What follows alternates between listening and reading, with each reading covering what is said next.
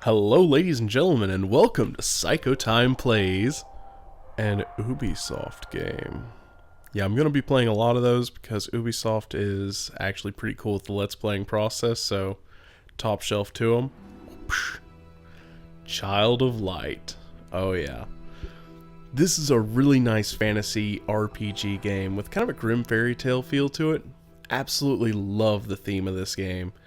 And it's one of those games that I feel like everyone should at least view, even if you think you're too manly to get into a game like this.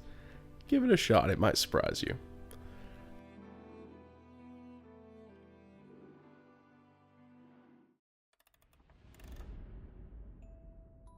Child, tuck yourself in bed and let me tell a story of Lemuria, a long-lost kingdom, and a girl born for glory. In Austria was a crown land ruled by a duke. Aurora was his daughter, child of a duchess mysterious, beloved by her father. He raised the girl alone. They were rarely apart, till the duke felt lonely and misplaced his heart. It was the Great Friday before Easter 1895. Players performed for the Duke, his new bride at his side. That night, Aurora went to sleep. The fire burned down low. She caught a chill that spread. Her skin was cold as snow. At dawn they found her, vacant, Aurora's light gone out. Her father wept and pleaded, but there could be no doubt. For all intents and purposes, Aurora was dead. And yet, once upon a time, she awoke in a strange land instead.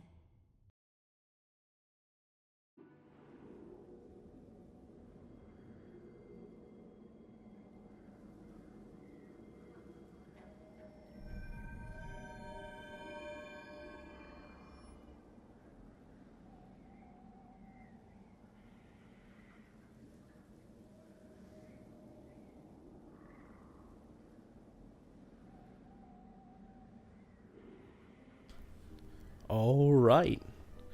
Ubisoft presents an Ubisoft Montreal production. I would have actually just led with Ubisoft Montreal, but oh well. Child of Light. Oh, yes. Now, this game is charming. And I'm sorry, if you're not into these kind of games that are kind of cutesy looking or whatever, give this one a try anyway. It's got an excellent story, and the setting is just kind of cool and fun. If you ever enjoyed Grimm's fairy tales or like those little children fables when you were younger, play this game. You owe it to yourself to give it a shot and be fair with it. Okay. This game features a little bit of platforming like you just saw me do, but it gets better. And I'm not going to mess with him. Can't mess with him, so we're just going to let him be. Failing at jumping. Yo! Jump, jump. Wait, jump, jump, jump, jump, jump, jump, jump. Okay. Yeah. Sorry about that. Jumping's fun. But I'm going to get that all out of my system right now. There will come a point where jumping will become pointless. It comes pretty quick, so.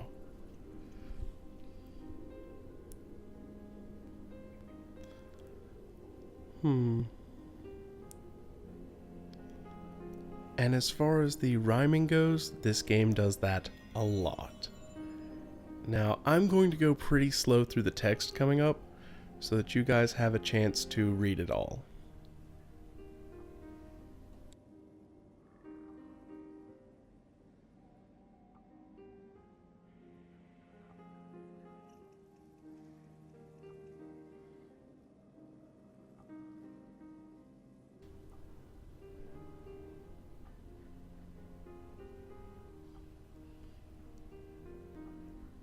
Clever.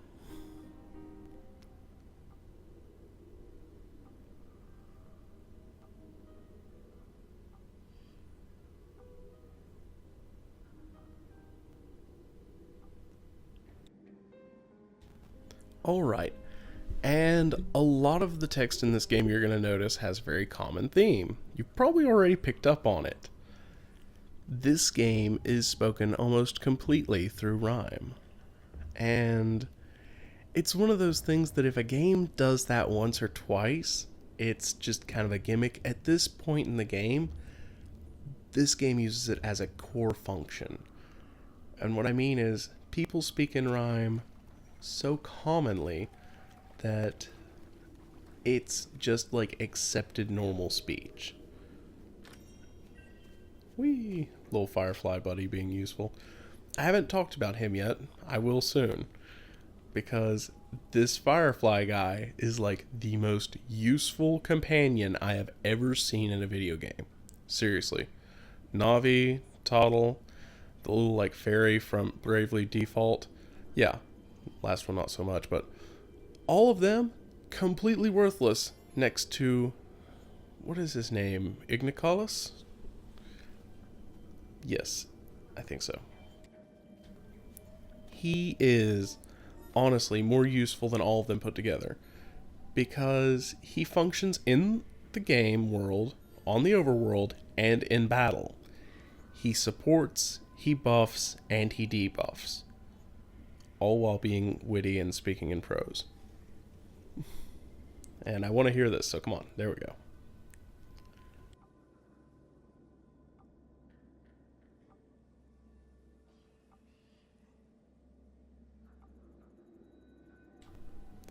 Classy humor. Alright. And if you haven't noticed or figured it out, the game kind of tells you on this first one.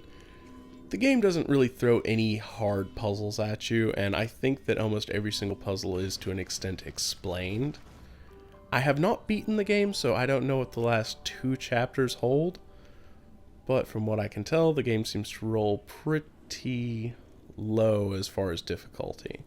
It doesn't want it to be inaccessible.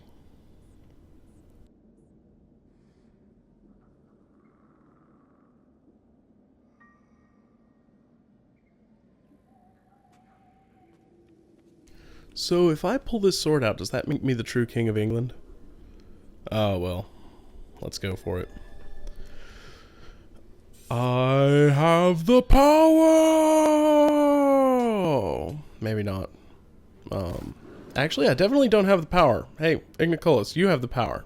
He has the power, bro. You want him? Oh, well.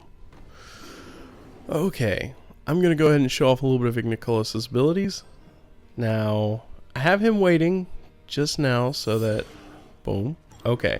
That person actually got into the cast area, which meant that whenever my hit struck, they had to go back to waiting for their turn to prepare an ability.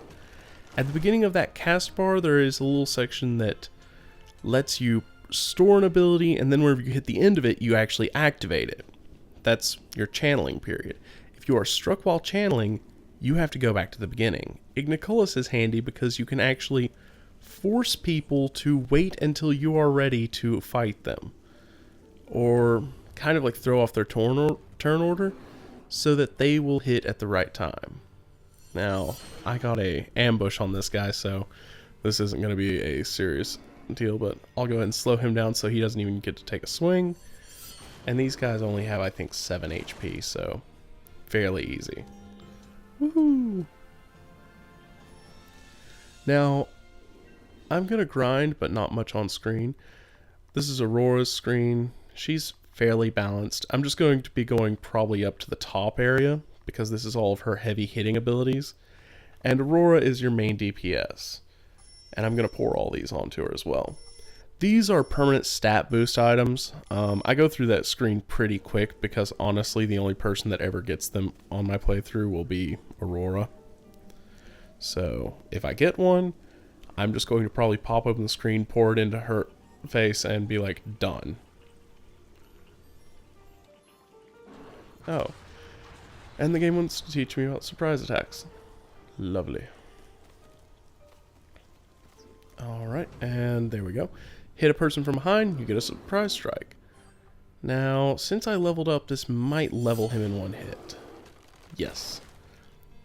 So, don't even have to worry about being fancy. And if you notice, There are those little plants to the side in combat. You can use those, but I haven't had a occasion to need them yet. As the game goes on, I'll kind of probably get into the habit of just scraping them up anyway because, well, Igniculus is useful in all ways. There we go. Don't want to do any full frontal combat right now. Alright, and I probably won't be doing a whole lot of grinding on screen. It's not very entertaining to watch, honestly, and after I fight each enemy once, you guys have a general idea of how I'm going to fight them for the rest of the game. The only difference will be how many turns it takes. The skills that you will pick up rather early on with Igniculus will hold you through the entire game, so... Alright, and that puts us at Chapter 2. I think I'm going to go ahead and cut it here, guys, so if you've enjoyed the series, go ahead and leave a like, subscribe, send a comment, carve the name of the series on a piece of toast, spray paint it on your neighbor's house, whatever you gotta do. And I'll catch you guys in the next part, okay? Later!